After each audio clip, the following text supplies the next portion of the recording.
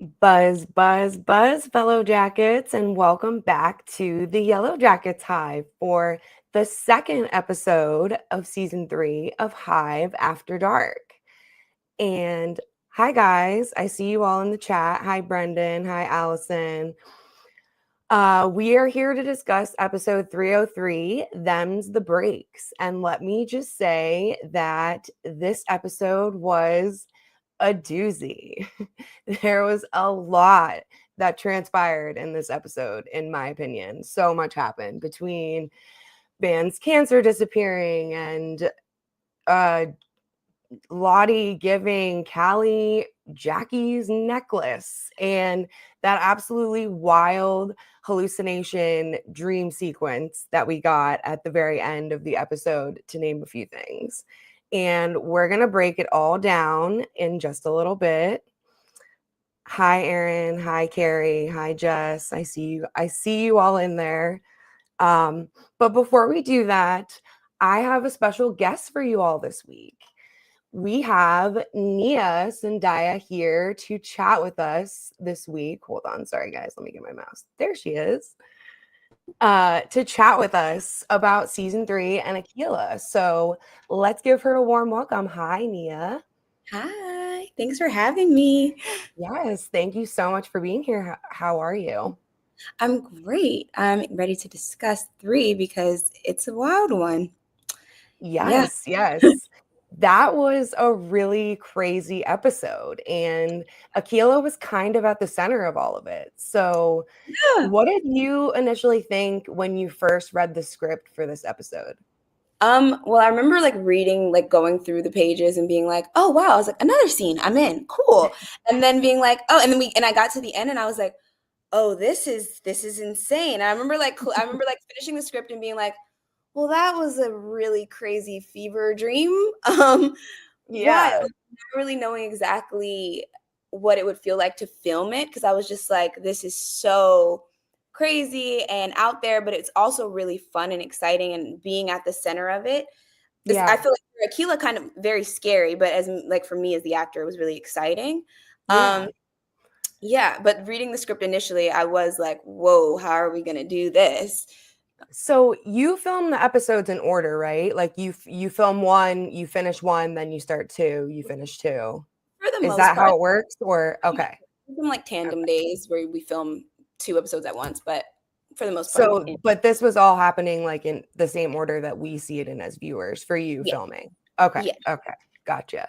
So, were you aware that it was a dream of some kind, like when you first started? Because to be honest with you, like at first, I didn't know that it was a dream until Van saw the door. And then that was when my suspicions started to grow.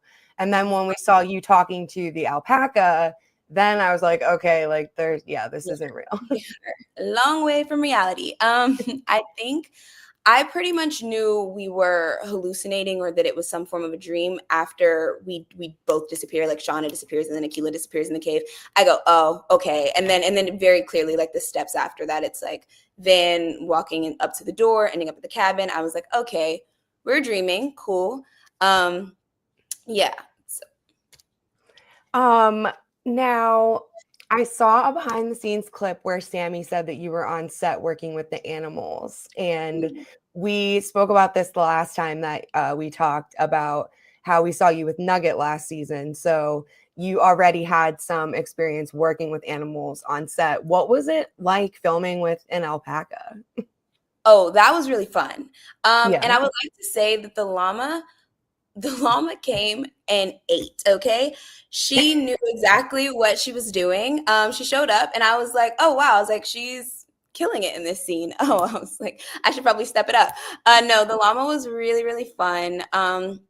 She was huge. She was much bigger than I thought she was gonna be. And so that was a little intimidating, because I was like, oh wow. I was like, hello there, llama. She was cool. I think that we had a lot of animals on set that day, and so there was a lot of animal wrangling going on and getting everyone in place and doing what they needed to do. But it was cool because they kind of they fed the llama to get her mouth to move around the lines and stuff, and it worked. Okay. It was really cool to watch that in action. But yeah, I think honestly there were only a few stop and starts of getting her to like face correctly and like stay where they needed her to stay. But for the most part, once she was locked in, she was there. She was doing great. That's crazy that they are able to get the animal to cooperate that well, like to make it look like they're actually like opening their mouth to talk.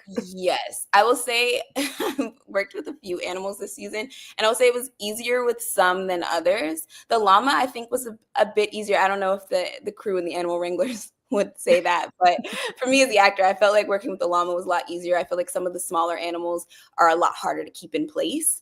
Yeah, I could see that. I could see that. Do you have any guesses as to why Akila says to the group when they need to go inside the cave to look for Ben, like she says, yes, we do. Do you have any like inkling or any personal feelings as to like why she said that? Definitely. I think so. Even in episode 1, when you see at the very end the when we're like at the graves, there's a moment right before you hear the sound that everyone is like hearing, and Akila hears it first, almost as if she's got like some like a closer connection to it. And also it was like revealed that Yeah. Travis had also heard that sound as he was tripping on the shrooms and trying to connect with it. And so I feel almost personally like Akila is kind of tuning in to this Yeah. this wilderness, this collective sort of dark spirit that is reaching out to Lottie Mhm. and is reaching out to Travis. I feel like it is starting to actually reach Akila a bit. And I think that you kind of see that as well in the beginning of this episode when Lottie tries to reach out to Akila to stay. You see Akila kind of like freeze up in a way where I think she knows what Lottie is seeing in her. She feels it. I think she's running from it. And I think that it becomes very clear to her at the mouth of the cave. She's getting drawn in. I think that she's kind of like losing the control that she has over this, like the distance she's trying to keep from the Yeah. darkness. I think it's starting to like encroach on her, and she's kind of giving herself over to it, and in turn telling everyone, I think this is what it wants from us. Yeah. Yeah, so I think that's kind of what that moment is. Some people think that when Travis like hints that Akila is the one that is like the special one to Lottie, that he did that just to get Lottie off his back and to get Lottie from stopping, like leaving him alone essentially. But I personally felt like there was a little bit more to it than that, like than him just being like, leave me alone. Like, yes, that was definitely a driving factor, Yeah. but it wasn't the only reason. Like you said, like it's clear she has some kind of connection with something. If I'm being honest, in that moment, I actually think that Travis might just be trying to get Lottie off Oh his yeah, back. you do? I don't think he actually knows whether or not. I think it's a great guess. I think that because of the animals and the way they feel drawn to Akila and the way that she's kind Yeah. of become more comfortable in the wilderness, I think that maybe he thinks there could be some truth to it, but I genuinely feel like his driving force in that. I mean, that's just my opinion. I think he threw me No, under the a bus. lot of people agree with you. Yeah, A me lot of for him. people agree with you, yeah. I'm the odd one out in that sense. So where exactly did you film the cave scenes? Because those caves were so massive. Like they were huge. Incredible, right? Yeah. Okay, ready for it? That was on a set. That was like on the studio set. So they built all of those caves. They were incredible. I don't know how they like smelt like cave, felt like cave, like it was like kind of like you could feel like it was like kind of moist in there. They were like they maybe Yeah. like spray the walls down so there'd be like the water coming down. Kind of smelled a little like cave, which was interesting. Like but they did an amazing job, and they were huge. There were like 3 separate cave sets. And then sometimes they could like put them together so that you'd get a longer space, like a longer tunnel. Oh, so And they moved. a They were little, like yeah, like you could movable. adjust them a bit, yeah, Yeah. so that they could like shoot longer sequences and stuff. But Mhm. they were so cool. Like our set decorators did an incredible job. Like I would be in those caves looking around like, wow, this feels so real. Yeah. Yeah, that's crazy. I genuinely thought that you guys were on location because you filmed a lot of this season on location outside, right? A lot of it was Now, outside. Great. what was that like as opposed to filming last year, like on a soundstage? Well, I'm gonna be so honest. I will say that filming outside the environment, it did a really great job lending towards the performance. Like, I think that being like, there were so many nights when I would literally be looking around like, yep, I get how this would be the worst case scenario in the world. Like, I am in it. So I do get that. And there were like moments being outside where I was like, oh, we were like a slave to the elements, whether it was going to be cold or it was going to be too hot or I'm getting bit up, whatever the case may be. But it honestly was worth it because I watched the season back and I'm like, I can feel like how real it was to be there. Whereas like on set last season, there was a lot of like, there were things that were really comfortable about being on set, like the Wi-Fi for one, things. But I would say like it was better being in the environment. It just felt very real. It was easier to put yourself in the shoes of your character, and the circumstances that way, versus like we lost the comfort of being at the studio, but it served its purpose, I think. Yeah, I could definitely see how the environment would help get you in your element more and just make it feel more real for you guys as actors. Yeah.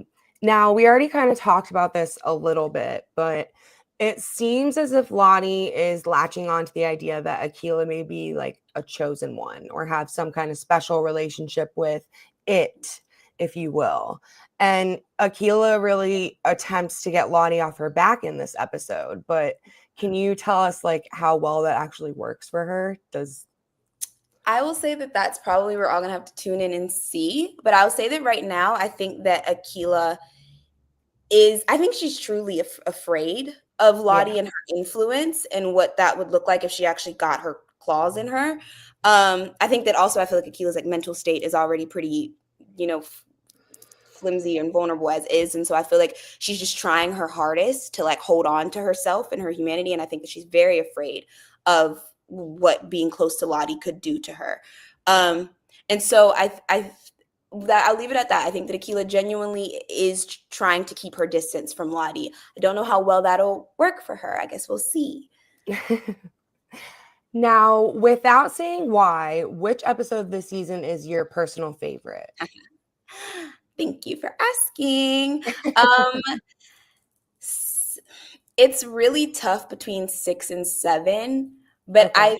I 6 is incredible. I think like 6 is really fun, but I think 7 is like a wild ride. So I'll say 7. 7 I think is my favorite. I'm excited for you guys to get there. Okay. Okay. Now, what was your favorite part about filming for this season in general? The animals. I Yeah. don't know why I thought about it for so long. It was definitely the animals. I got to work with really cool animals this season. They were all so cute and lovely. I was this close, I'm not even kidding, like this close to taking the bunnies home. Like I was like That's talking so to the cute. integrations and I was like, guys, I was like, how much would it be for a bunny? Like, and they were like, we can talk about it. And then like towards the end of the season, I said, actually, maybe you don't need the bunny. But they were just so lovely, and I would get to just like hold them all day sometimes if I felt like it. And I got really, really close with the bunnies. I That's love probably them. a nice like mental health break from what you were filming too, like the content of what you were filming. Absolutely.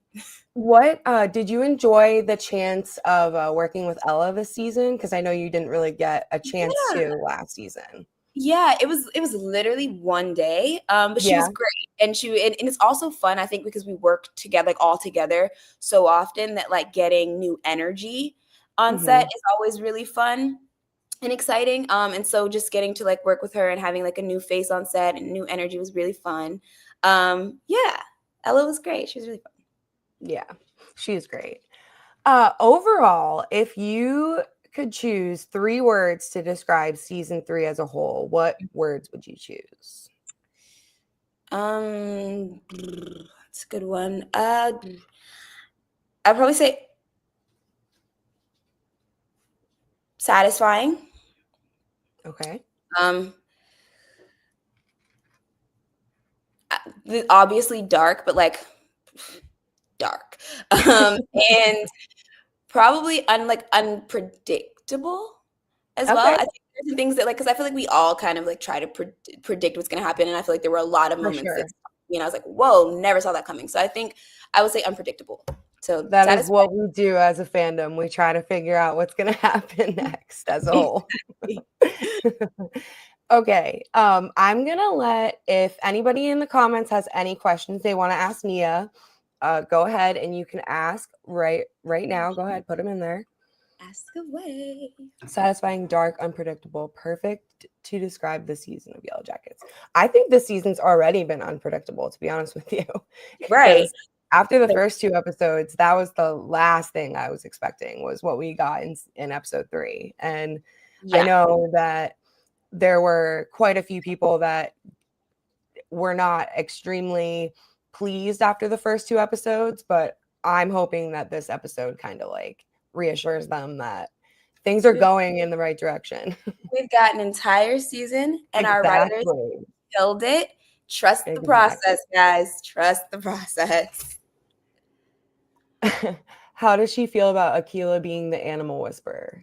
Oh, I love it. It means that I get to hold bunnies and rabbits or bunnies and ducks, and I get to talk to llamas. It makes my job so much more fun. I love that Akilah is the animal whisperer, and I also think it fits her character. I do too. Do you have any Akilah theme songs that get you in character?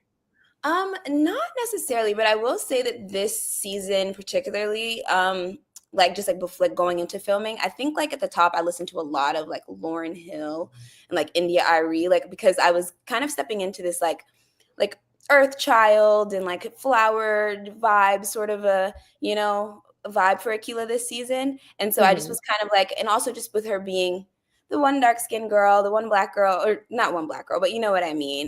In the cast, I just felt like I was like, I kind of want to get her in touch with her roots a bit. So a little Lauryn Hill, a little India Arie, feeling very earthy, grounded. Do you have any thoughts on as to why the slap bracelet didn't hurt you? I go back and forth with it sometimes, and I do think that I inherently I was like, I think it's because Akilah's like pure-hearted, and so kind of is not really like done anything like to be so guilty of this like up until this point. And so I feel like maybe that has something to do with it. But then it also could be, in terms of who the wilderness has its eye on and who the wilderness is looking to pull in and get. So it could be that as well, that the wilderness is kind of like choosing to show her that you're safe with me. I'm going to protect you. So I feel like I go back and forth between it being a mixture of those things. But I guess we will see. Can you share your personal opinion on the supernatural versus scientific debate? I think they mean like whether something supernatural is going on or if it's just all in their head. Yeah, and I think that's the beauty of our show. I think that our writers and our showrunners do an incredible job of balancing that line, and I think it's perfect. I think we'll never know. Maybe they will answer that for us later on, but I love that you'll never know whether or not it's supernatural. There's always evidence leading towards it being supernatural and evidence towards it being just in their head or it being mental health and those things. So I like that we straddle that line, and I hope that we never quit. Me too. I think it makes things more interesting keeping it that way. Yeah. Which teen timeline character would you be most afraid of? Like me personally, so I was like, Akilah's terrified of Shauna. I think, honestly, I feel like the clear answer is Shauna, but actually probably Lottie, because I think that her influence in the way that she finds a way to be in this position of like leadership or control, even when she's not, is it's a little scary to me. And I do, even like me as an audience member, I do believe in Lottie's influence. I really do. For sure. Whether it's supernatural or everyone is just kind of like lost and looking for some sort of leadership, Lottie is always a bit in control. I agree. Yeah, she's pulling the strings for sure. Like even if it doesn't look like it. What's the biggest difference between Akilah and Nia besides cannibalism?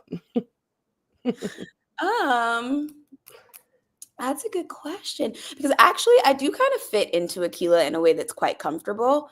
Um, but I would say maybe like I not to be like I'm mean sometimes, but I feel like Akila is really nice. Like I feel like sometimes like when they like let's be honest, when they stepped on the crown that she worked so hard to make, I don't think I Yeah. would have been as nice about it. I don't think that I would have been able to walk away. At least I feel like I understand why Shauna is going through what she's going through and why she's, being the way she is with people.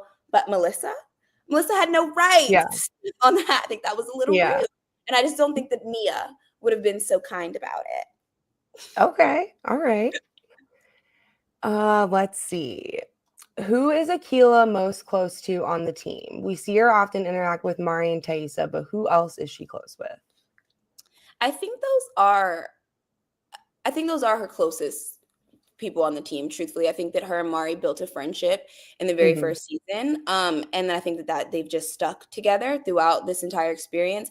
And then I think that Akila looks up to Thaisa and Oh, probably yeah. trusts her. You know what? Also, I feel like oddly enough, I feel like Akila and Travis have a bit of a like. I think that out of everyone in the Waters, I think Akila is least afraid or like I think she trusts Travis a little bit just because after seeing what everyone else is capable of, I think there's a part of Akila that feels safer around Travis sometimes. And Travis has gone through like some serious stuff that Yeah. they also can't completely understand because like that wasn't their brother, that wasn't their dad. Yeah. So I feel like if anybody can understand that, it would be Shauna just because of the amount of trauma that she's went through. Like they've Yeah. gone through similar things, but different at the same Lot time. out here. Yeah. Yeah. Yeah. I just saw a really good one. Hold on, let me pull it. Okay. Which dynamic in the teen adult timeline do you find the most intriguing? The teen adult meaning like Like who it could be, I think either or. Like for instance, like my favorite pairing was always Natalie and Misty in the adult timeline. gotcha. Gotcha. I probably will say Shauna and Thaisa. I've Okay. always kind of loved their friendship and the connection that the two of them have in the teen timeline as well as adults. And I think that over time we're kind of getting to see it get chipped away, and we're like kind of like really seeing both of them for who they are. And I'll leave it at that. I think that Thaisa and Shauna are probably my favorite dynamic on the show. Okay. I think friendship is very interesting to me. All right. I'm going to make this the last one and then we will let you go. Would Akil have wished Rachel Goldman had survived the crash, and who would you have wanted to play her? That's so funny. Rachel Goldman, honestly, I mean, that was her bestie. I'm sure that she does wish she had her bestie out here, but I'm sure that she's such a sweetheart that I'm sure she's glad that her friend is somewhere safe. But if I had to have her in the wilderness with me, who would I like to play Rachel? It would be crazy to throw Io Debris out there. How funny would it be if I had like Io on set as my bestie? That'd be fun. Yeah. All right. Well, we will let you go, but it was an absolute pleasure to have you. And thank you so much for buzzing in and joining us and chatting. I am super excited to see what is going to happen for Akila for the rest of this season, especially after this episode. They gave us quite a few nuggets to hold us over until next week. So again, Nia, thank you so much for joining us, and hopefully we can do it again.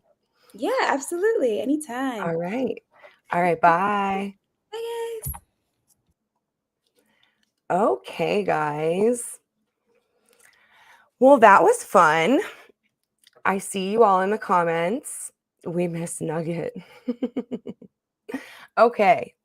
So now, that was a blast. Nia is an absolute sweetheart, and it was great to have her and hear her thoughts on season 3 a little bit and what we have in store for Akila to come for the rest of the season. But now let's get into the nitty gritty and discuss our most pressing thoughts on what we saw transpire this week. And this week I'm going to do it a little differently. I'm not going to do a general recap. I'm going to kind of weave that in along the way. So let's get started. So episode 303 is titled Them the Breaks, and the synopsis is: the return of a Yellowjacket sparks a vengeful frenzy in the ill-tempered teen. Lottie's rendition of Cool Aunt Without Kids leaves Callie with an open door to answers about her mother's twisted past. Ty and Van receive a substantial karmic payout for their dine and dash.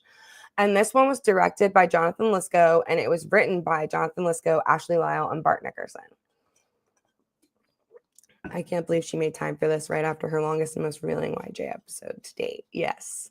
Yeah, it was really great of Nia to join us. That was super nice of her to take the time, and it was nice to hear from her directly on what she thinks is going to happen for Akilah and her personal thoughts. I always love to hear what the cast's opinion is of their character, of the show, of what's going to happen.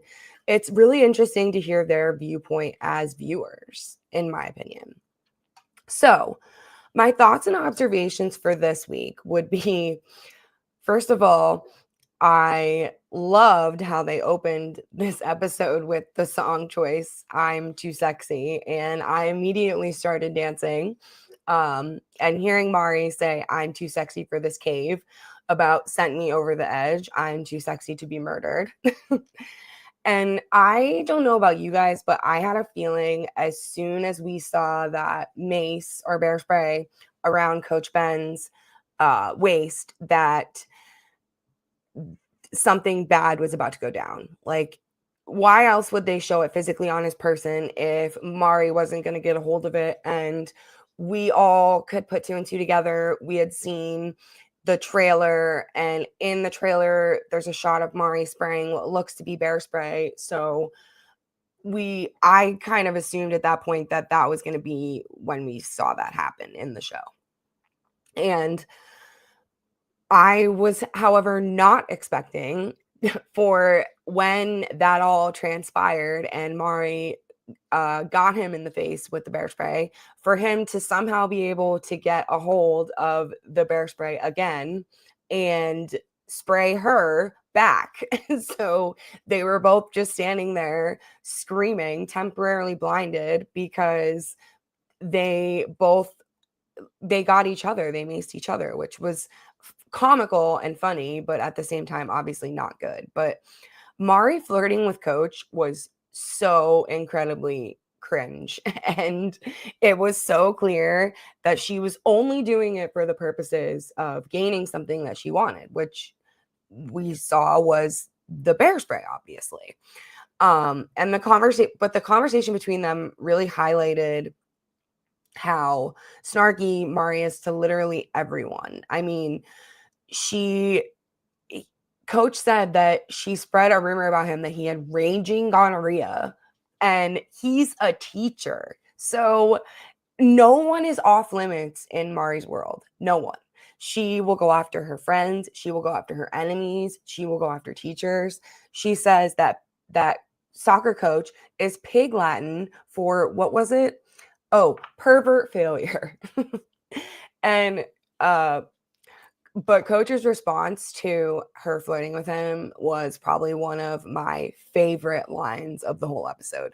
Oh my God, Mari, I'm gay. But you know something? Even if I wasn't, I would rather take something very dull, press it into my eye, and keep pushing until I hit the back of my skull than ever touch you.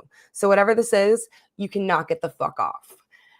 And Mari's reply to that is, are you gonna finish your bat?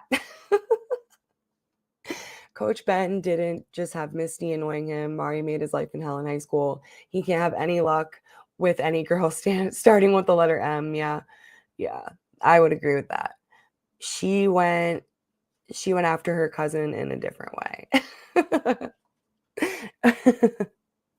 She's such a smart ass. Mari, you idiot. Yeah, that was so great when she was like, I can't believe you maced me. He's like, me? You did this, you fucking idiot. Mari and Coach spraying each other with the mace, and the responses was peak comedy in this episode. Yeah, it was comedy gold. It was so great. Yeah, Nathan, Alexa really did kill it. She has given such a good performance so far this season. I may not like Mari as a character, but Alexa plays her so well that I want to see what happens next with her for sure. And Van's cancer essentially going into remission was something that the fandom heavily speculated about was a possibility given what Lottie says to Van in the season 2 finale about how you'll see when Van makes the about in regards to, we know that was in regards to Van's cancer. Like she never told Van that, or she never told Lottie that she had cancer, but it was very much implied that that was what Lottie was hinting at. And when Van comes back from the doctor, she tells Ty about it, and Ty tells her about the waiter from the Dine and Dash dying, and that really takes Van aback, and like it scares her. At least that's how it seemed to me, that she was scared, and it makes Van react very strongly. And Ty says to her, "You're thinking it too. I know you are. First Natalie, now this guy. It's been a long time, but it could be happening again. The waiter was a sacrifice, and your new prognosis, well, that's the reward. Please, Van, just give in to the possibility." And then we see her go over to a candle on her kitchen counter and light it and say, "We hear the wilderness and it hears us. We hear the wilderness and it hears us." And that is a really far cry from the tune that Ty was singing prior to this, at least I think. And in my opinion, and I know that this isn't just my opinion, I know that this is a opinion that many of you share with me, is that that is Dark Ty that we're seeing in this moment. We are seeing Dark Ty in action. And I'm thinking that we're seeing way more of Dark Ty than we ever even realized. Like this could have been happening this whole time and we were just never aware. She gets a weird smile on her face right before she says this to Van. And it's just like this, it's almost like when she's looking in the mirror at the hospital and she's mouthing go to her in the second season. She gets this weird look in her eyes. And it's the same look that she gets before she crashes the car in season 2 with Simone. Like it's like something takes over. And it's obviously Dark Ty. I mean, I think we're all in agreement, but I'm absolutely scared for Van.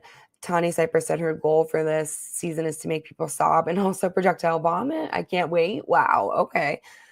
Yeah. Tawny said the other Ty is in charge a lot more than people realize. Yeah. Yeah. I saw her say that. I saw her say that we're going to come to realize that we are seeing way more of Dark Ty than we ever could have even dreamed of. Buzz, buzz, buzz, the other forever. So, and it's also weird because Ty was never the most loyal to Lottie and her beliefs out in the wilderness. So for her to be going full throttle, full force into these beliefs now, it's almost like her and Van swapped places from last season. Van was the one that was buying in and was going at it when they were at Lottie's compound, and Ty was kind of resisting at first. But it's like they swapped places almost in a way. So yeah, I'm really curious to see if the other women are going to pick up on the fact that like Ty's altar is making an appearance, because we know Van knows. I mean, Van knows because when Ty went to her last season, Ty kisses her and Van is like, "Are you the other one?" So Van is aware that this other Ty is coming out and is frequenting around them and making decisions for Ty in a way. So I really wonder if the other women are going to become aware of that, or if they're even going to frankly care. Like they've all got so much going on that I feel like they're all so wrapped up in their own worlds that shit like this goes on and like they don't realize it, which is crazy, because for somebody to have like a fugue state taking over their body is just insane. Like that's insane. Um So Misty and Shauna's coffee date actually made me a little sad for Misty. To me, this was Misty being vulnerable, as vulnerable as Misty is capable of being, anyways, given who she is. And she tells Shauna she called her because she thought that they could hang out. And Shauna seems super annoyed with her in general, which I know they all didn't care for Misty too much, but Shauna has such disdain for Misty, like major disdain for Misty. And it really makes me wonder if there's something that happens that we have yet to see that drives this other than what we already know about. Because we know Misty's crazy. We know they all think Misty's crazy. But it just seems like there is more to it, in my opinion. I do believe Misty is grasping for what she had with Natalie back since Natalie was the only one who really gave her the time of day. Oh yeah, absolutely. Misty is trying to latch on to anyone that will give her attention. And it's almost like she's trying to figure out which one of them is the one that's going to be Natalie's like stand-in, if you will. I feel like Misty was trying to replace her friendship with Natalie and Shauna. But then the car incident almost destroyed Misty's connection to the Yellowjackets. Yeah, I wonder that too. I'm sure there's more. I think that's in regards to what I said about Misty and Shauna's dynamic. Why didn't anyone almost care that a minivan almost plowed down a playground full of kids? Yeah, that was really weird that nobody seemed to pay that any attention after they crashed into the grassy knoll. But I'll get there. When Ben and Mari hear those crazy noises in the cave, first of all, when I first watched this, it almost seemed like to me that Ben was hearing them and Mari was not hearing them, the noises. It seemed to me like Mari was agreeing with him that she heard them to like appease him because she was afraid of him and she wanted to keep herself safe. But then I watched it again and I definitely think Mari was hearing the same noise because that's not the only time that they hear the noise. We see the girls hear the noise right before they go into the cave to find Ben, and they all hear it. So it's a group, like if it is an auditory hallucination, they're all hearing it, which is another crazy thing.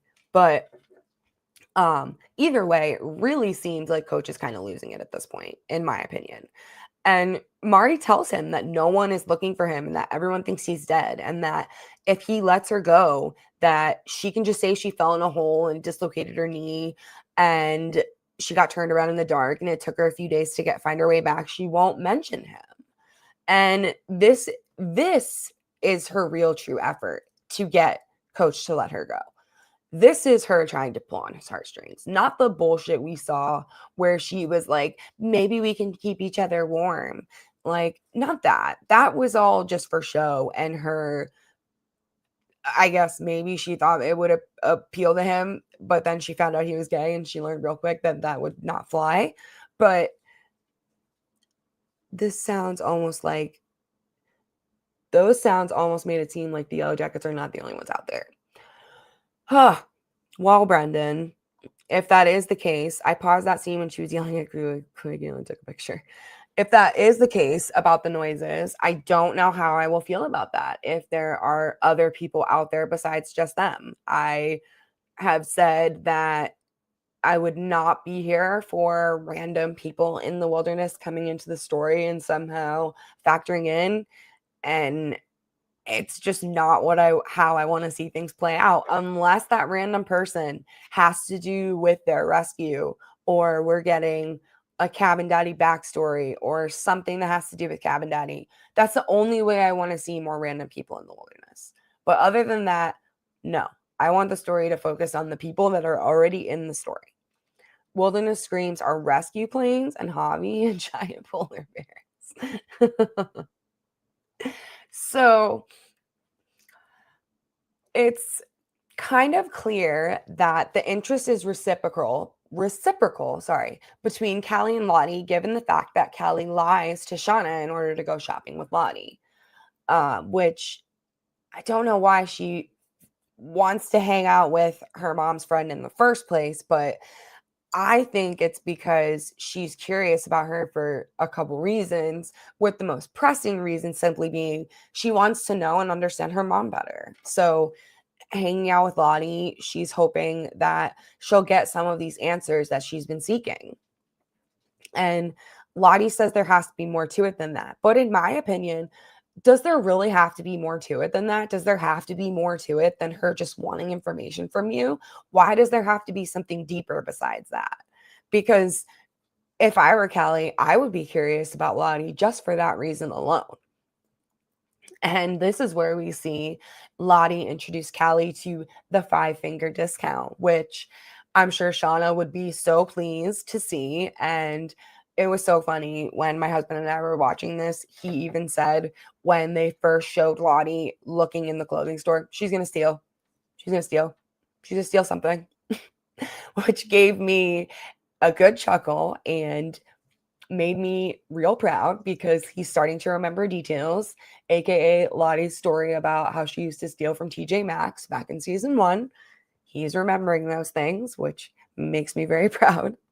But a nod to her confessional around the fire that she steals from TJ Maxx. She still has her TJ bucks. Yes, she does. And let me say that the dress that she has Callie shoplift is $1,500. Okay, $1,500. So Lottie has extremely expensive taste, but why are you making a teenager shoplift a dress that's like the equivalent of a mortgage payment on a house? Like, just to make her feel cool? I don't know. But yeah, that makes you look like the cool Aunt Lottie. But if Shauna found out, Shauna would flip shit. Like, absolutely flip shit. I think they make a sacrifice right before being rescued, and as they're hiding the body, Lottie grabs the neck. Oh, okay, we're talking about the necklace here. Yep, we'll get to that. We will get to that.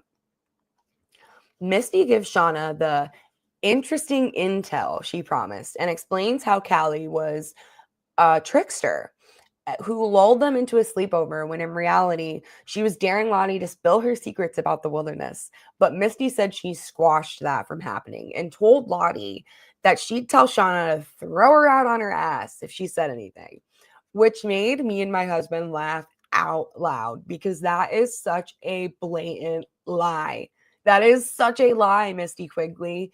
You never told Lottie that you would tell Shauna to throw her out if she told Callie anything. Lies, all lies. And let me say that Misty's comment about podiatrists being sexy had me rolling and just highlights how much of an absolute weirdo Misty can be sometimes. Foot doctors, they're sexy, right? But I can just sit in the waiting room if you don't want me to watch. Like, who says that? And who wants to go to a podiatrist appointment with their friend? I don't know why Coach thought it was a good idea to let Mari go. I don't. I mean, I would never trust her as far as I could throw her. I know that he couldn't keep her there forever. We all know that. What would he have done with her? That was another mouth to feed at the end of the day, too. And times are tough out here in the wilderness, eating bat in a cave. Like, gonna have to provide for more than just yourself. That's gonna take some skill and patience and resources that you don't want to waste on someone other than yourself. But in my opinion, it goes to show that Coach has a good heart, that he did not have the heart or the guts to kill her or even hurt her. So how would he have had the heart or the guts to burn the cabin down and kill every single one of them at the same time? How? Like, what sense does it make that he wouldn't kill her in order to keep himself safe if he really did try to kill the rest of them? Like, killing her would have kept him safe if he really was guilty. So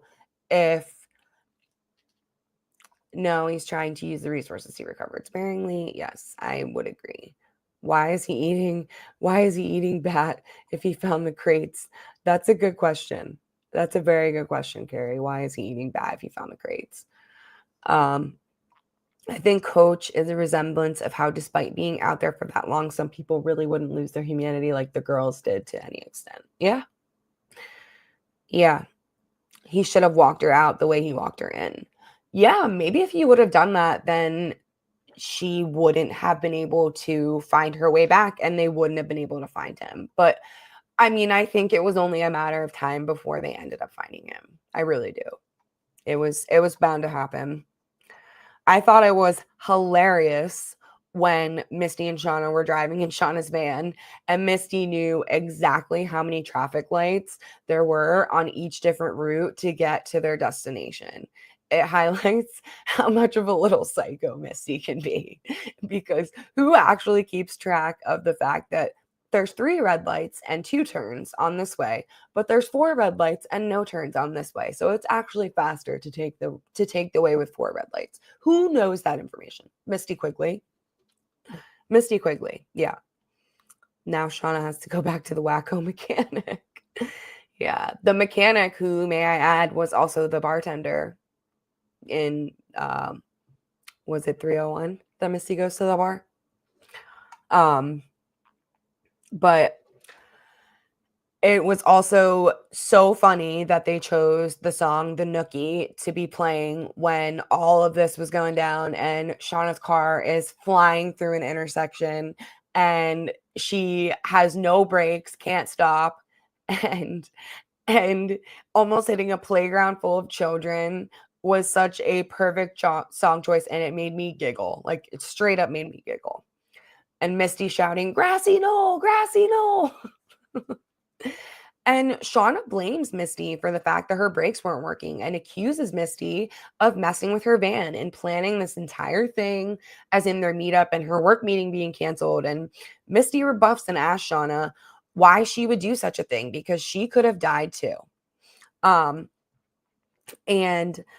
Shauna then accuses Misty of being the one who planted the phone in the bathroom, and that truly confuses Misty, as she has no idea what Shauna's talking about. And I think we can all agree here that in this instance, Misty did not mess with Shauna's car. What would she have gained from doing so? It's not like when she messes with Natalie's car in season 1, she has a clear objective and a reason as to why she does that. She messes with Natalie's car because she wants to accompany Natalie on this road trip. And she knows that if Natalie doesn't have a vehicle, and that she will need a way to get there. And that was her in. But what end game does she have in messing with Shauna's brakes here? I can't think of any or see any. And like she pointed out, she could have died too. And yes, also pop me kettle. Yes, for sure. Yes. With what she says to Misty, which I'm about to get to. Shauna asks Misty why she does anything that she does and goes on to list a bunch of the crazy things that Misty's done, including filming Nat in her motel room, keeping Jessica Roberts hostage in her basement, and carrying around syringes of fatal fucking drugs. Notably, though, Shauna does not make any mention of Misty destroying the black box. And I feel like that would have been something worth mentioning in that moment if Misty had actually done that. So, does this mean that the women never found out? I mean, Shauna doesn't mention anything that transpired from the wilderness, but I don't know. It was just a thought that crossed my mind. And she tells Misty she is a verified psycho and she feeds off this shit and to get out of her van. Now, I want to ask all of you, do you think whoever left the tapes and the cell phone is the same person responsible for cutting with and messing with Shauna's brakes? Or do you think that they're 2 different people with 2 different objectives? Because the tape and the phone seemed harmless enough, but this was obviously intended to like cause Shauna harm, or at the very least, some inconvenience. Why else would you cut someone's brakes? So what does this mystery person really want from Shauna and out of all of this? Now, I've seen it circulating through the fandom that it's possible that Walter was the one that was responsible for messing with Shauna's brakes. And Reddit user JGRNat28 said, I'm inclined to think Walter messed with the vehicle. By putting Shauna and Misty in a tense situation, Walter would know that Shauna would lash out at Misty, validating everything he has been saying about the Yellowjackets to her. So I guess in a sense, it would make sense for it to be Walter that cut the brakes because he wants to put some divide between Misty and the women because he doesn't like the way that the women have been treating Misty. He feels like they use her. And let's be honest, they do use her at the end of the day. They do. But Misty's also okay with that to an extent because she wants to fit in and she wants their attention no matter how she gets it. So, yeah, I think Walter cut the brakes knowing they'd be safe, and with Misty in the car, she'd have plausible deniability. Walter did have that smile as he walked away in that one scene. Yes, he did. It was after he left the key to Nat's storage unit on Misty's dresser. He had a very I'm watching you, Walter look on his face. I don't think anyone knows about Misty in the black box except Kristen. Crystal. Okay. I think Walter did the brakes as payback for letting Misty drive drunk. But my only thing is, why would he do that if he knew that it could hurt Misty too? Why would he want to hurt Misty too? That's just, brakes is more dramatic and more of a message. Yeah, absolutely. I mean, you could kill someone doing that. That's a pretty strong message to send. Wonder if Walter swiped anything from the storage unit. Yes, that thought crossed my mind too, Carrie. I love when Misty responds with, fine, but you are the worst friend, not the best. And you are not what I deserve. And her falling down and screaming, what are you looking at those little kids was everything. Christina Ricci's delivery in this scene was so good. It was perfect. She is, like I've said it a million times, and I will say it a million more, the best Misty, the greatest Misty Quigley that I could ever ask for. Yeah, I don't think he puts Misty at risk. Thank you, Allison. I'm glad somebody agrees with me. I love Misty so much. Misty is my favorite. Hi, Brody. Yes, this is live. And for everyone that is wondering, Brody is the man with no eyes. How's it going, Brody? What's weird? Oh, wait. Sorry. Wrong spot. You aren't going to turn out to be fucking boring, are you?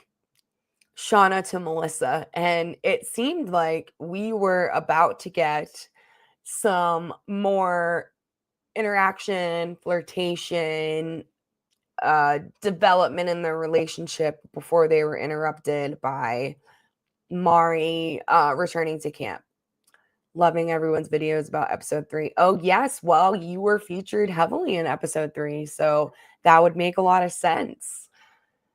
I'm very curious as to why you were seen in a group hallucination, Brody. I have some questions about that.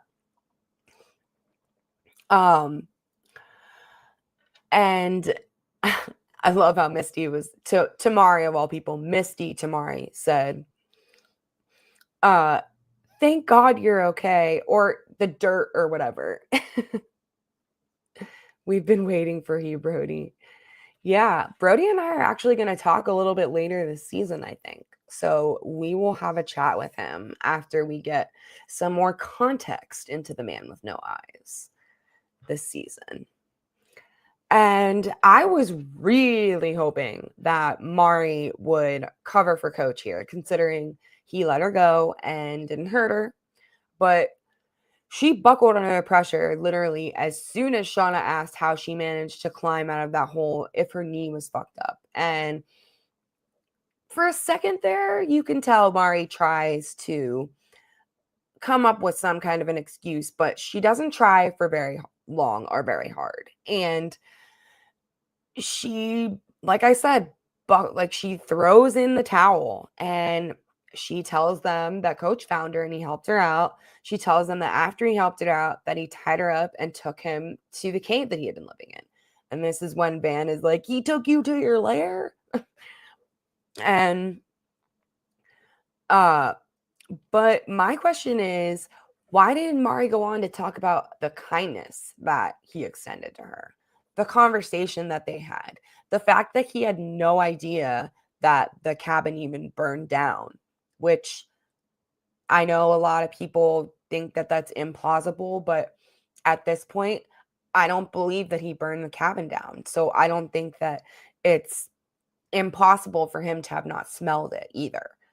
I think it's a little less likely that he didn't smell it, but why lie about smelling it? Like it's just something I feel like is stupid to lie about. But so yeah, like why didn't she talk about the kindness that he extends to her? He feeds her, he lets her go. And it's understandable as to why he would take her and why he would hold her there. He's terrified of the rest of them finding him and what they're going to do to him.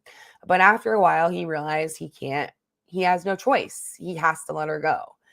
And he was probably annoyed as fuck about the fact that she was there and wanted her gone too, because let's be real, Mario's annoying. So he probably wanted his peace and quiet. He's so close. He had to have seen the smoke. Yeah, I know. I have questions, but I don't know. Mari's probably avoiding making it seem like she's trying to protect him to avoid looking like a traitor to the group. I thought that too, but I don't know. Like, she could have been a lot more convincing than she was. A lot more convincing. But what's weird is that Shauna, of all people, comes forward and asks Mari if she thinks she'll be able to make her way back to where Ben was keeping her. And they determine that Mari will be able to find her way back. And Shauna says she's going to go look for Coach and that anybody that wants to go with her is more than welcome. And Ty kind of is like, you want to go look for him? And Shauna's like, that's exactly what I want to do. He tried to literally burn us alive. Like, are you okay with just leaving him out there? And Natalie says something along the lines of like, are we being serious here? And Shauna says, it almost seems like you don't want to find him, Nat, which kind of plays into the idea that maybe Natalie did know where Coach is. But I had a discussion with some of my friends yesterday and I was splitting hairs with this, but Coach never said to Natalie, I'm in this specific location. This is where I'll be. This is where we can hide. So he hinted as to the fact that he was going to be in a specific place, but he never said, I'm in this tree by the creek and this is where you can find me with directions.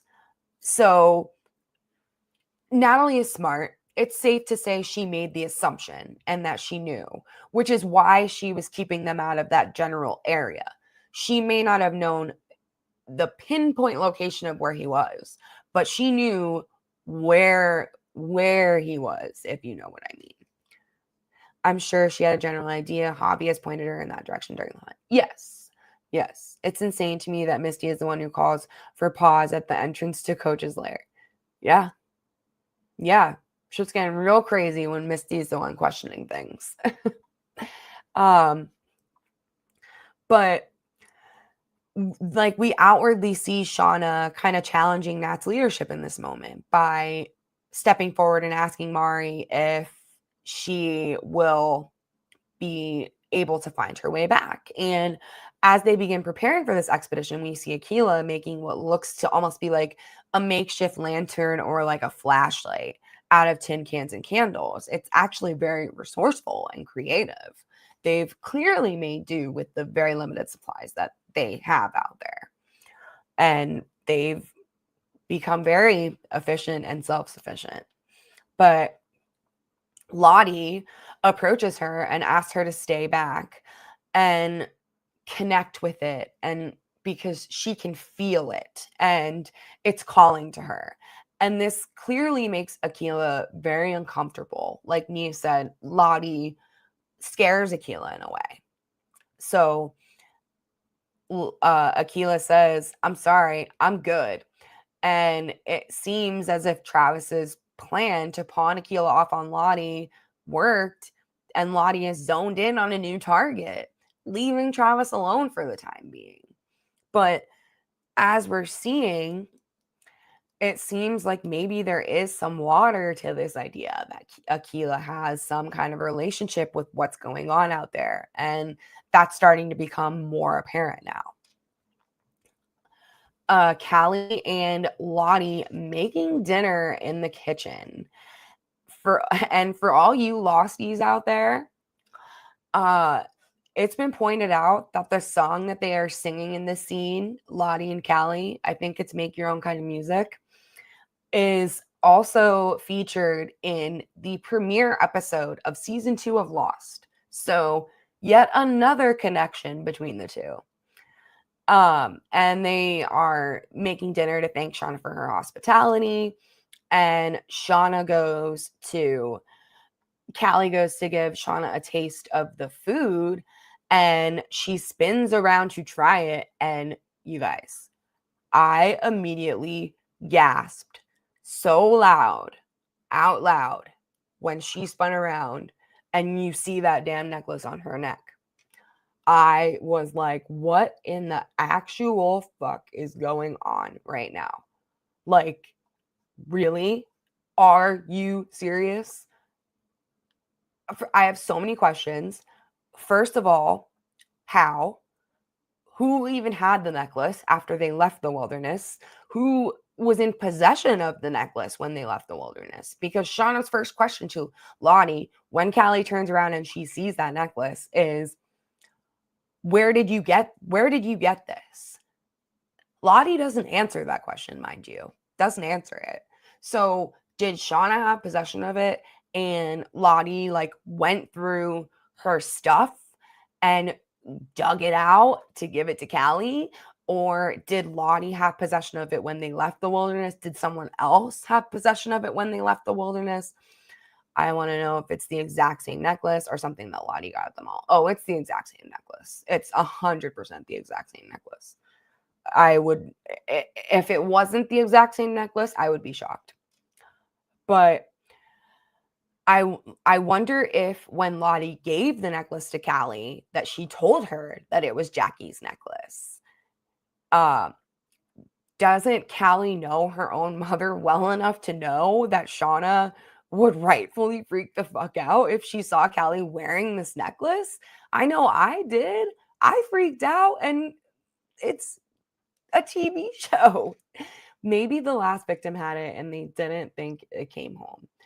And maybe Lottie took it at the last second or something like that, and she's been holding on to it all this year. I'm almost positive that Lottie grabs it right before rescue, and everyone's under the impression that it was lost in the wilderness. Yes, okay. It never meant what you think it did. Yes, that's exactly what she said.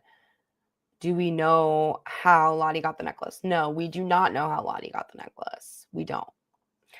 But Lottie says to Shauna that she thinks it feels right and that it doesn't mean what she thinks it means.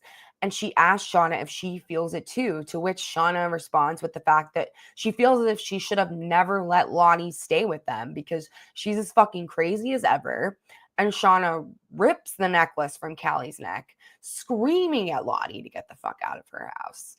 And to be honest, that probably would have been my reaction too, because Lottie crossed a line, like a line with Shauna. You don't mess with Shauna and Jackie. You don't mess with Shauna and her baby. There are certain things that you just don't touch when it comes to Shauna Shipman. First, the symbol on Shauna's son's baby blanket, and now the necklace on Shauna's daughter. Yes, Lottie keeps bestowing these like tokens upon Shauna's children that Shauna didn't ask for. And it creeps Shauna out and it gives her weird vibes. The necklace went on Lottie. Lottie had other places to go. She was there for Callie. The look that Callie had on her face looking at Shauna was truly of pure shock and terror. She didn't even recognize her mom anymore. Yeah, no, she did not. That necklace went on the one to be hunted. That's why she's so irate. Yes. I'm telling you, that woman escaped the mental facility just to groom Callie into hearing and connecting with the wilderness. I think that's a very good possibility that that is the case. I do. We see how rageful Shauna can be in this moment, and when she takes a gigantic swipe at her kitchen counter and knocks everything to the floor in her anger over the situation. Like, she goes like pure rage mode. Callie caught a glimpse of feral wilderness Shauna. She did absolutely 100% caught a glimpse of that. And it terrified Callie. I think Callie is really scared of her own mom. And now, like Lottie said in one of the last episodes, that they're all scared of Shauna. And Callie kind of scoffed at it, laughed at it a little bit. But I think now she's starting to see, oh shit, like everyone has reason to be scared of my mom because she's freaking terrifying. When Van and Ty are watching TV, Ty sees the man with no eyes in a commercial for an ice cream shop. She freaks out, rightfully so, asking Van if she can see it too, which Van says she can see it. And Ty comments that she must have seen this commercial as a little girl and thinks that's the explanation for her visions of him. And this for some reason makes her want to go visit the ice cream shop from the commercial. I wasn't really sure what she expected to get out of that, but I'm not sure if you all caught this, but right before the ice cream commercial, there's another commercial for the Land of Make Believe. And in the commercial for the Land of Make Believe, a plane flies over the top. So is that hinting that their land is make believe and what we're seeing happen is not the real reality that is really happening for them out in the wilderness?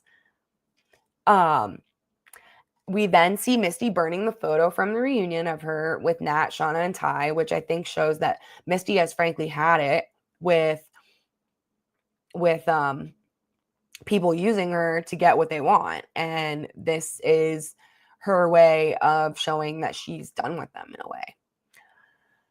On the search for Ben, it seems as if Mari is lost. And again, of all people, Shauna is the one that steps forward to comfort Mari, telling her to take her time and that she can do it. And it's really weird to go from, I told you to eat, bitch, to being her personal cheerleader in a way. Like, is she doing this to assert dominance and show that she could be a strong leader too?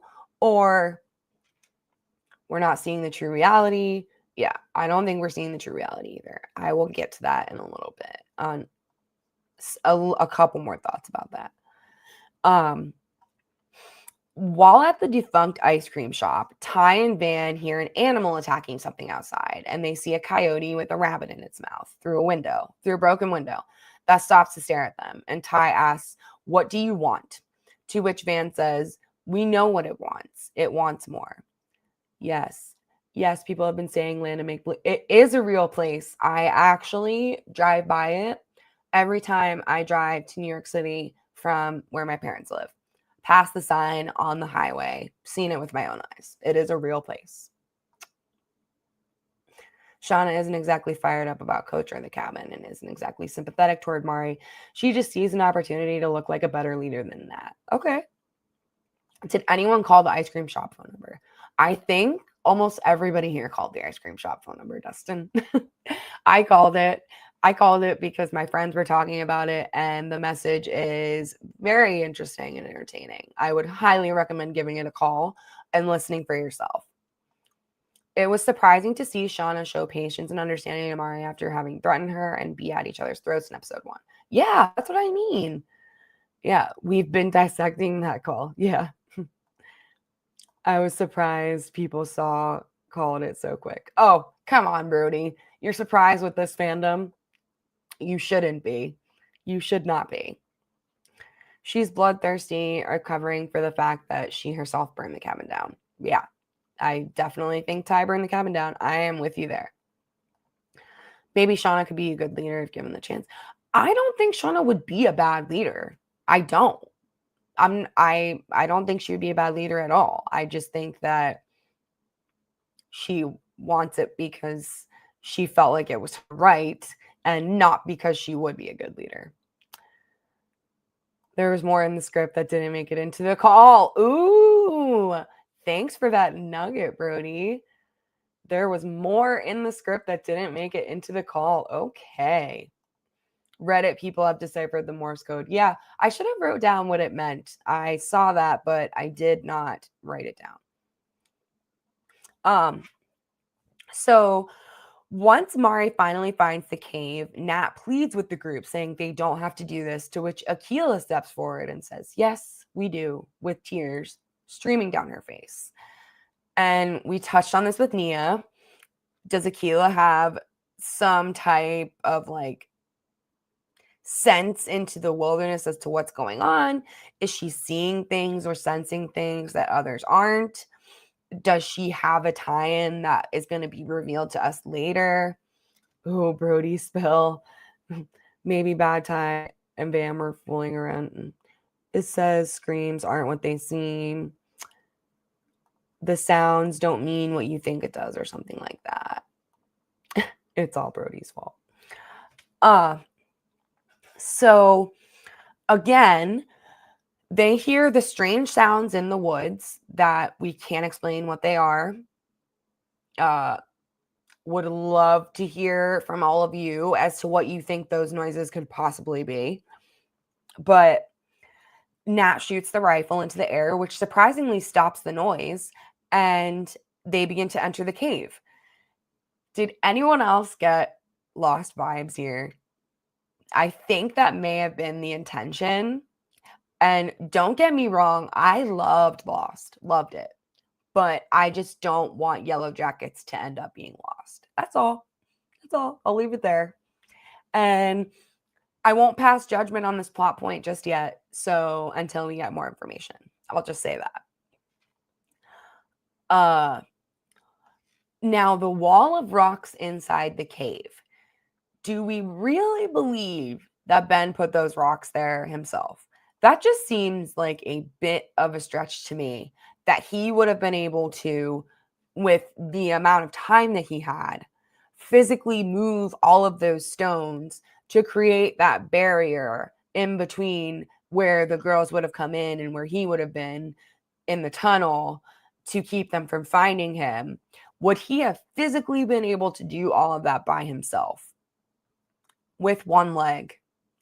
I'm going to say no, but that's just me. That's just my opinion. And holy shit, this cave is absolutely massive. Massive. It kind of feeds into the theories that there could be a system of underground tunnels or caves out there. And maybe we will see the trees with the symbols come into play for that reason. Maybe they mark the entrance to all of these caves. And maybe the caves are all tied together in some way, because that cave was huge, looked way bigger than I would ever have imagined a cave that's supposed to be underneath the tree was even capable of being. Are they at the right cave? Allison with the Morse code? I have no idea. I think it's referring to the forest, maybe. Okay. I've never seen Lost, so I'm getting intrigued by so many people covering YJ. Oh, well, Jasmine, Lost is really good. Definitely wait till Yellowjackets is over for the season and then watch Lost. That's what I did. I watched it after season 1 to curb my Yellowjackets craving, and it did the trick for a while. It's different than Yellowjackets, obviously, but it's good. So, yeah, do we really think that Ben made that rock wall by himself? Again, like I said, I'm going to say no. Why did Akila say, I don't know, I just don't, when the group asked her why she thought that that the rocks didn't just fall there? Because Shauna said maybe he put them there in our way so that we can't get to him. Natalie says something like, or maybe they just fell. And Akila says no. And they're like, why? She's like, I don't know, I just don't. So what's giving her this inkling that the rocks didn't fall on their own? Feeds more into this theory that we're going to see more from Aquila this season and her tie into the wilderness. Van, Aquila, and Shauna take the open path, and the rest of the group stays behind to try and move the rocks and get through that way, which I was kind of surprised at the branching off of those three. Like, I felt like it was a very random group of three to have. They haven't shown those three characters interact a ton with each other. I don't know if that was why they did that, but I liked the dynamic between the three of them, and each hallucination that they each had independently was very interesting. Did anyone else notice the almost shimmering-like effect on the wall of the cave when Shauna, Aquila, and Van reached the opening? Now, there's been so much discussion on social media about what the poison was in the cave and all of that. And a lot of people were saying that the shimmering that they saw could have been because that was an old coal mine. And the shimmering was from the coal, I guess, the anthracite, whatever coal is in the wall. You could see it shimmering. I don't know if that was because it's a mineral or is it because it's supposed to be something in the air. There's a show I saw where a cave was just devoid of oxygen a few yards or more in. Interesting. Out of all the characters, why do they choose Aquila to be in the dream of Van and Shauna? Nia is amazing, but is something bad about to happen to her? I have thought about that, Kennedy. I will elaborate. Now, Van's candle flickering and lighting on its own seemingly was probably an effect of the poison gas Coach said was in the air, right? Wouldn't you assume that that's what was causing the candle to flicker? I've seen speculation as to what gas could be in the air. I've seen carbon monoxide. I've seen carbon dioxide. I've seen methane. I've seen a bunch of different things that could have been in the air. Gay. Yes, I will get to that. I will get to the pomegranate theory. Yes, that is what I'm going to touch on in just a second. But when she looks to her side to ask the girls if they see what's happening, both Shauna and Aquila are both gone. Disappear into thin air. So I loved that when Van saw the door, she was like, oh, what the fuck? Come on, man. Even in her hallucination, she's still a comical character. And the room that she enters in this hallucination looks eerily similar to the cabin, yet different at the same time, if that makes sense. There were visual similarities, but there were also differences. And Aquila eating the berries, and then with the animals and the alpaca saying, it's calling you, before the tree starts screaming. Now, there's been a theory that's been going around in the fandom for a while now, and it's called the pomegranate theory. And it actually ties to Greek mythology. I don't remember the specifics in Greek mythology, but I know it had to do with eating a pomegranate and that trapping someone in the underworld.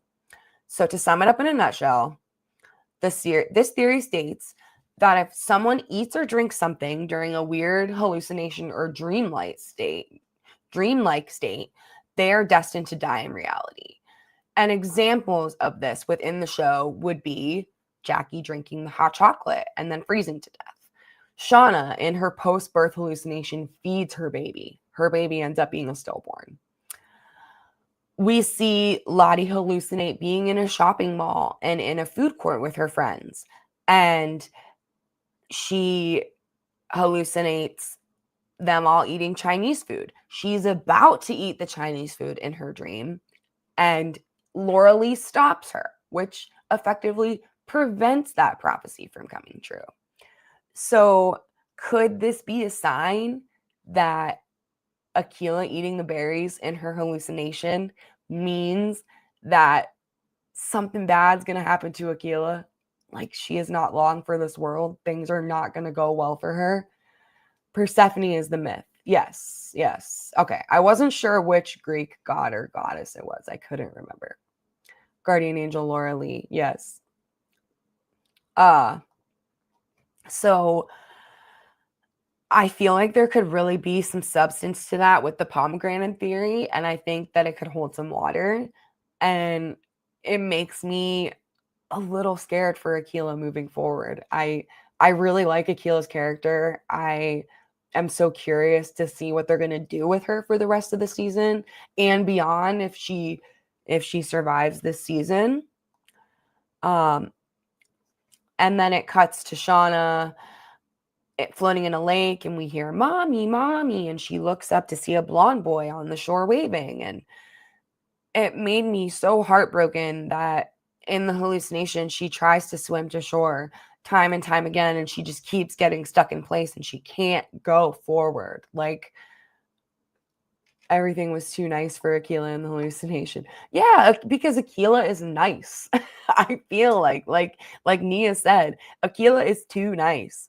I think something bad is going to happen to Akila, and then the girls won't be able to care for the animals, or maybe the reverse of that.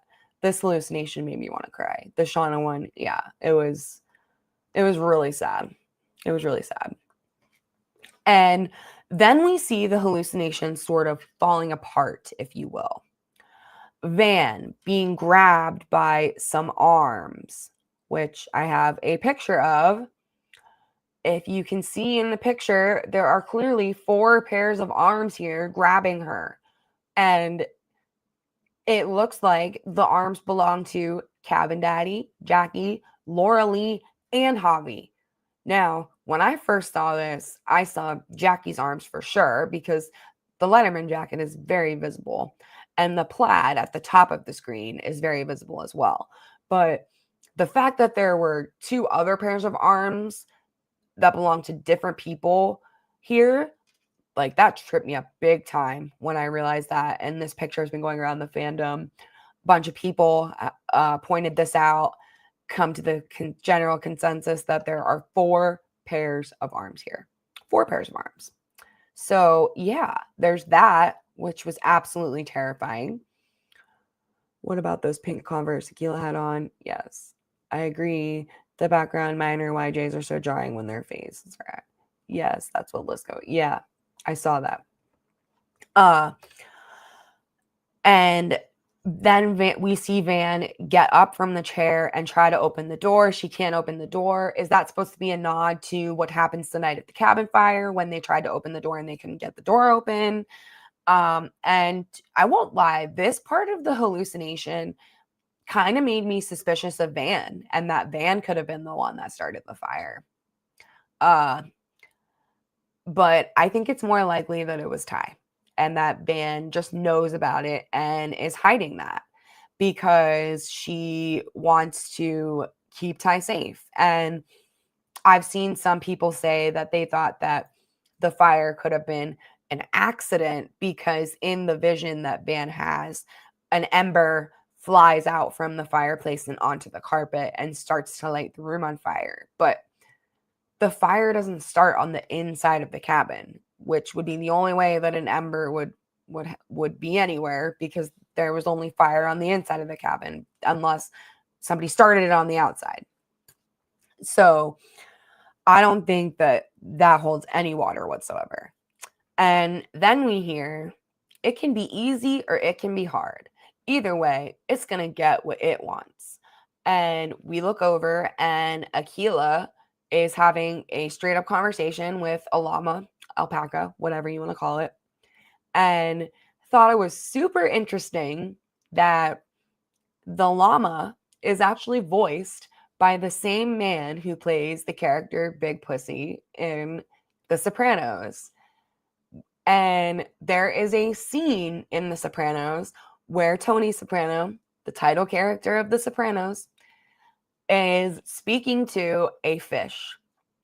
And they said that that scene served as direct inspiration for this specific scene with the llama, which I am a huge Sopranos fan, so I loved that little nugget of information.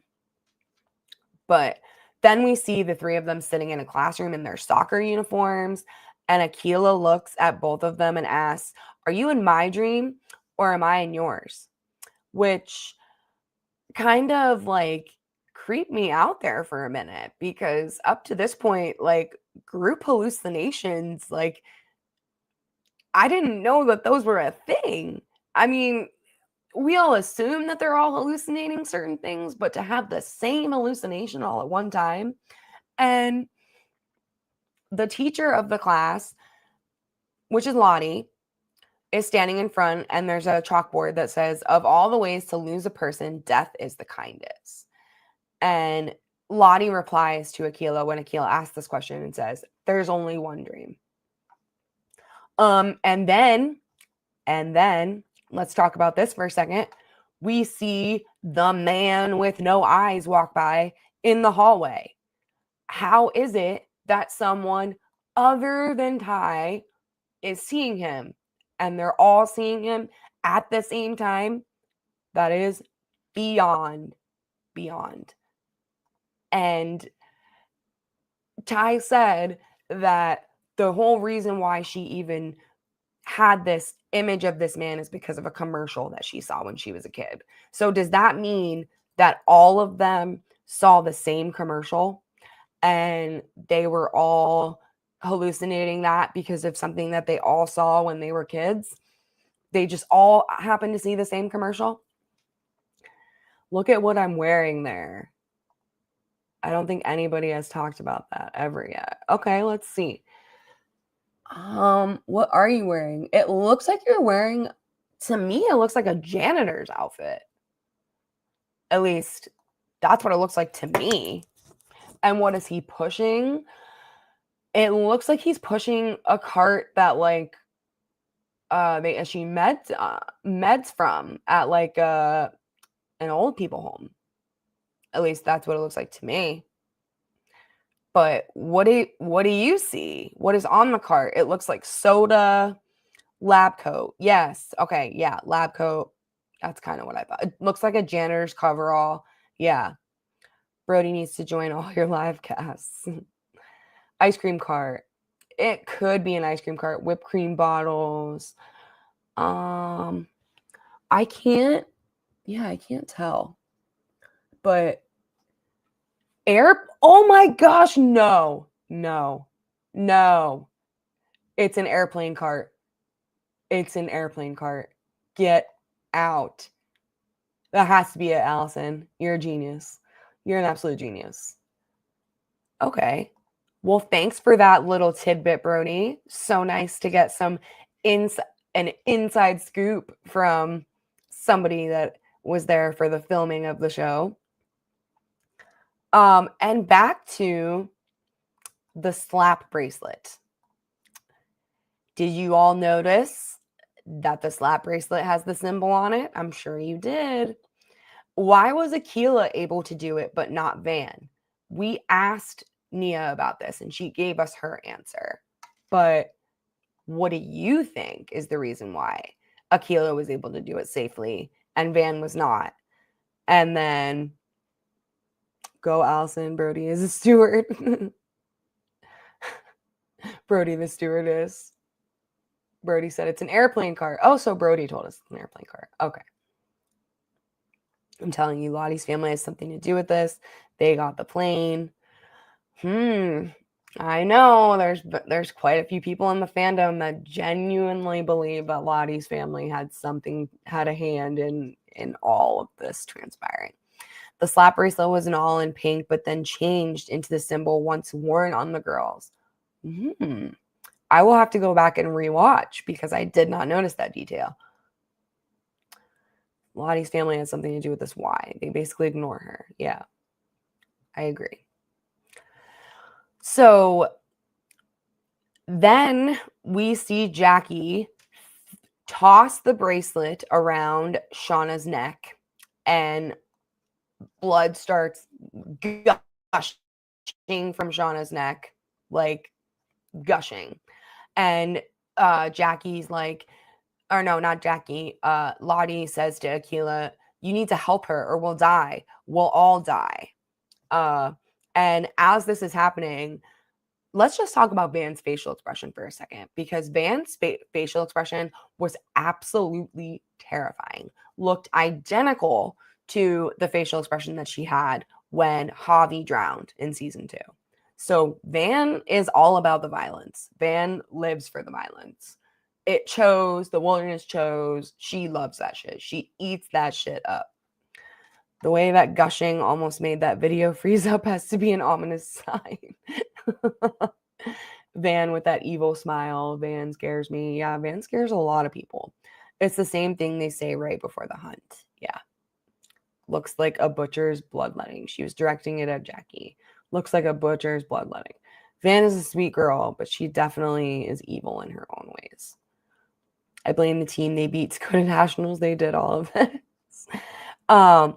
We see Akilah and Shauna waking up in the cave on the ground, coughing and gasping for air, and Van is nowhere in sight. And Shauna begins asking where Van is when all of a sudden Coach appears, dragging Van to safety, and tells them that there's some kind of poison in the air, some kind of gas. I'm not a scientist, so if there's anybody in the comments that could explain how there could even be gas in a cave at that level, at those levels, that would cause hallucinations, that would cause someone to pass out, please educate me, because I would love to know. Do you think he dragged them all out? Kennedy asks. I definitely think that's a possibility. If he was willing to save Van, I think he was willing to save all of them. Oh, Shauna's throat was being slit like she slit animals and humans' throats. Oh, Allison with some more knowledge, wisdom. A lot of the fans say that Jackie was looking at Shauna like that because of Shauna making out with Melissa. Okay. That would be hilarious, and I'd agree, because everyone was like, Shauna has been pining for Jackie for years. My grandfather was a miner when he was younger, and he told me of stories of that happening. I'm assuming you're referring to the gas in the caves by that comment. Everybody winds up underground or underwater or under flames. Yeah, that's another thing I noticed, was that in their visions, all of their deaths were by a different element. Shauna's was by water, Akilah's was by earth, and Van's was by fire. So that was a little interesting tidbit too. But in my opinion, like I've said before, why would Ben go through the trouble of saving them if he really burned that cabin down? Like, Ben has a moral code that he has stuck to, and I just can't believe that he'd violate it to do something as extreme as to burn the rest of them alive, despite what he's seen them do. And the episode ends with, "Don't worry, Coach," or "Don't move, Coach. Sorry, you're coming with us," with Nat with the rifle in Coach's face. Now, I have a couple more notes before we finish up, but first would be the dripping sounds. We have seen and heard Mari comment numerous times that she heard a dripping sound coming from somewhere inside the cabin, but they never figured out what the source is. Now, my friend Chloe pointed out that we also hear the dripping sound in other instances, specifically in scenes that feature adult Thaisa. And this has become prominent and more noticeable in season 3. I saw someone on Reddit theorize that maybe the dripping noises are used to indicate when the other Ty is present and in control. So I will be honest with you, I have not paid much attention to those sounds, but I know that they have been present in the new season. So I need to do a rewatch and listen in for those sounds, specifically when Ty is on screen, because if it does correlate with that, then maybe there is some truth to it having something to do with the other Ty and like showing that she's present. The pink Converse. We see Akilah wear those pink Converse in this episode, and that is, by all accounts that I can think of, the first time that we see those Converse on anyone. Hallucinogenic spores, it would be simple air, but full of airborne spores that cause hallucinations when breathed in. Cause impossible images and make you see hallucinations. Okay. Mari mentions the fact that she thinks it's possible that there are two different realities. Is it possible that this is where the unreliable narration comes into play? I've seen it speculated that things are not exactly how they seem to us for the teens. We aren't necessarily seeing their true version of reality, but more so what their perception of reality was at the time. And a good indicator of that would be the colors that this season is being shown to us in. It has more of like a yellowish tone to it, tinge almost. And some people think that is to like mask the fact that we're not getting the real true story and they're not showing us how things really were for them. Maybe they really didn't have this camp. Maybe things really weren't as peachy and great as they were pretending they were. Yeah, to two different realities for sure.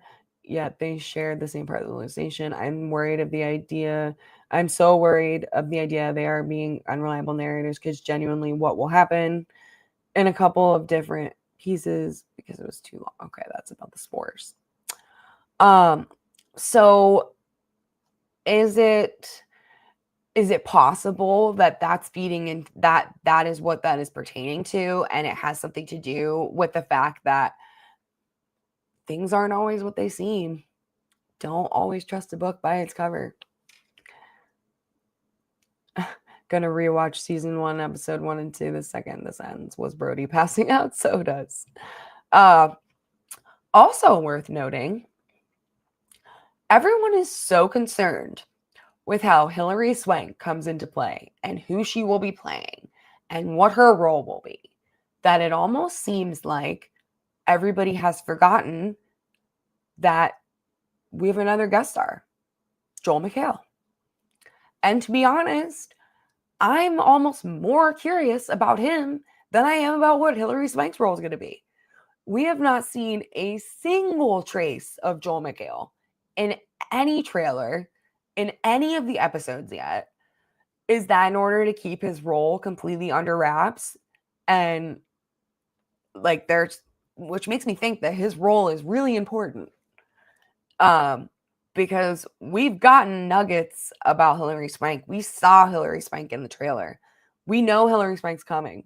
We don't know when Hilary Swank is coming, but we know she's coming.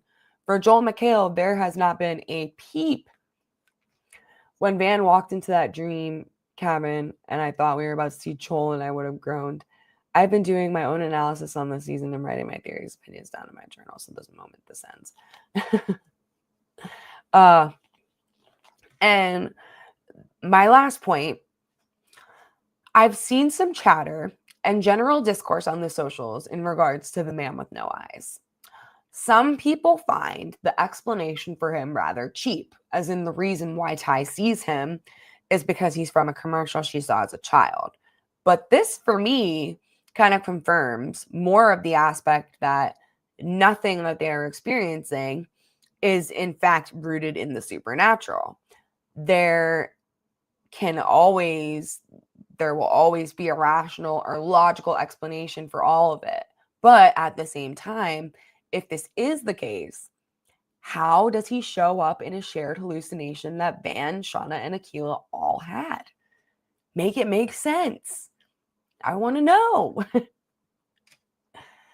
To those who were disappointed with the first 2 episodes, I hope this episode turned your thoughts around, because I feel like they gave us some stuff and scenes that finally connected with the fandom after a lot of people being really displeased overall with season 2. I know us diehards will probably love the show unless it ends up going completely off the rails, which I'm not sure about you, but for me, for that to happen, like I've stated already, would be if they just start adding random people into the wilderness timeline that have no impact on the story we already have.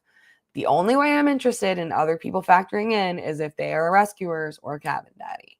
I am not here for a random person surviving on their own and just happening to run into the girls in the woods. Not here for it.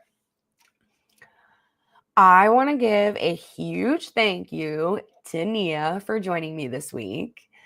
It is always so fun to hear from the cast directly and get their thoughts on the show, both as participants and as viewers, because it has to be a different experience for them filming and then watching. So I love getting both perspectives. She was great, and I hope that we can chat again with her in the future. I've been talking for a while, so I think it's about time that we wrap things up for this week. Next week, we will, of course, be back. Same time, same place to cover episode 304, 12 Angry Girls and One Drunk Travis, which, let me say, this title has me extremely curious. I've heard murmurings that this is a big episode, so buckle in, ladies and gents. I cannot wait for next Sunday to break it all down with all of you. As always, thank you so much for being here and for theorizing along with me. That's what makes every week of this such a blast. And thank you, Brody, for hanging out in the comments tonight. It was great to have you and for you to give all of us in here some more information that we didn't know before. I feel like we got a special privileges, if you will. Now, don't forget to like and subscribe to the podcast on YouTube, Facebook, Instagram, Twitter, and Spotify. Following the podcast on socials means more than you know. I'm so close to being able to monetize my content, and that is all thanks to all of you who consume it. And I know I say this every week, but it really truly brings me so much joy to be able to sit here and chat with everyone about the show. It really feels like a gigantic puzzle, and we're all working as a team to try to figure it out. And my curiosity is piqued week after week, and it's so fun to come here and just chat with everybody in the comments. So stay tuned for more announcements on some cast interviews I have in the works for a little later this season. Keep an ear to the ground for that and listen for that buzz. This fandom is genuinely one of the best I've been in. Thanks for leading the convo, Emily. Oh, you're so welcome, guys. It's so wonderful to be here with you guys every week. So I might be a little late next week, but I hope to be here. Thanks, Emily. You're so welcome. Thank all of you for joining me. And with that, until I spill again.